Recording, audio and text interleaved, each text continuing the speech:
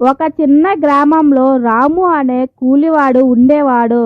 అతను చాలా పేదవాడు, కానీ చాలా నిజాయితీ గలవాడు.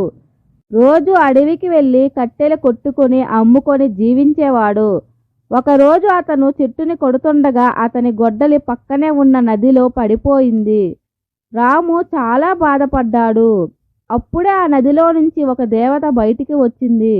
ఆమె అడిగింది, ఎందుకు ఏడుస్తున్నావు? రాము నిజం చెప్పాడు.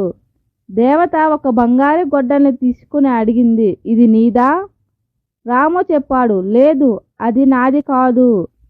తరువాత వెండి గొడ్డల్ని చూపించింది. ఇది కూడా నాది కాదు అని అన్నాడు. చివరిగా ఇనుపు గొడ్డల్ని చూపించింది. రాము ఆనందంగా చెప్పాడు, అది నా గొడ్డలి. దేవత సంతోషించి చెప్పింది, నీ నిజాయితీకి బహుమతి అని చెప్పి 3 గొడ్డల్ని కూడా ఇచ్చేసింది.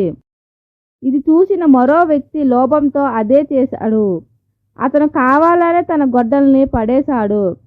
దేవత వచ్చి బంగారు గొడ్డల్ని చూపించినప్పుడు అతను అబద్ధం చెప్పాడు, అది నాదే అని.